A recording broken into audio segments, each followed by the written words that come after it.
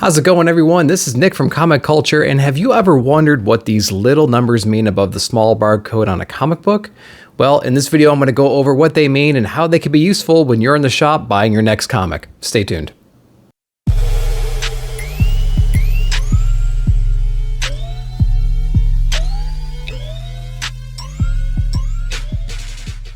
All right, welcome back. So what are we talking about today? So we're going to be talking about barcodes. Really interesting, super entertaining video, I know, but it's actually extremely helpful, and I feel like it's a tip that we all learn many, many times throughout our collecting career. So let's break it down real quick. So I have a standard Marvel issue #1 book here. So we're going to ignore this big label right here. We're going to focus on this little label and what these numbers up here mean, okay?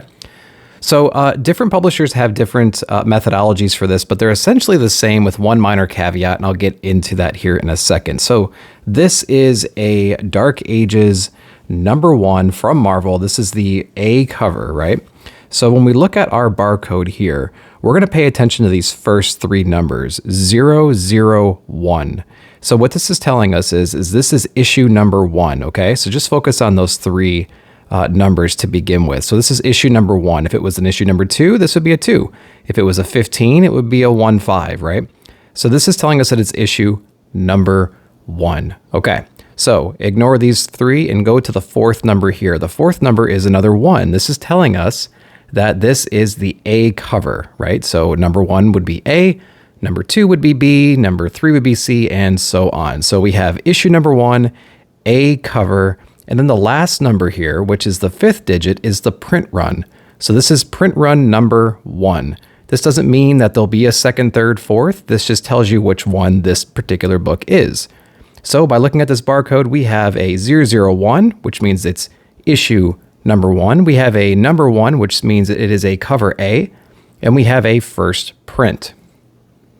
And as a bonus, I thought I'd throw in a Shang-Chi. This is issue #4 variant cover, first print. So just break that down again. So again, this is Marvel. We're going to go 0043, which is the C cover, first print. So let's go back over and take a look at another example of Nice House on the Lake when we have a couple more examples. Now, of course, you can look and see in the barcodes here, it says variant cover. It doesn't say which variant necessarily. It does say second print. It does say third printing, but sometimes you don't have the luxury of having these labels on the comics. You do see variant quite often in some of these other ones, but sometimes you don't. And when you don't, what can you do? Well, if we look down here at this label, we are going to follow the rules that we know right now, which is the first three numbers right there are going to represent the issue number. So we have a 001. So that is issue #1.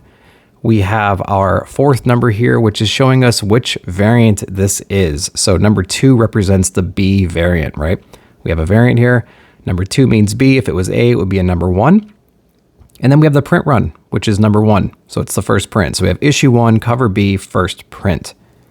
Let's compare that to the second printing over here. So again, we have a 001, which represents the first issue. We have a #1, which is telling us it is the A cover.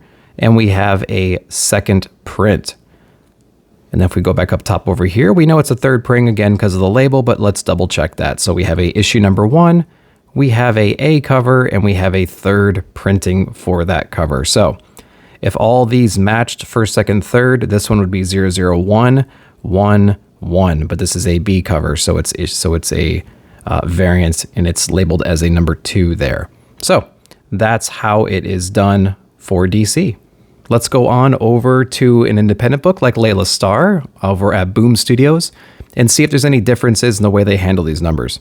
The same thing holds true. We're going to take a look at the first three, or the first two numbers rather, because in Boom they only use the first two. And we're going to see what the difference is between these barcodes. So I have it as A cover, I have it as B cover, and I actually have a D cover. I'm missing the C. So let's see what we look like here.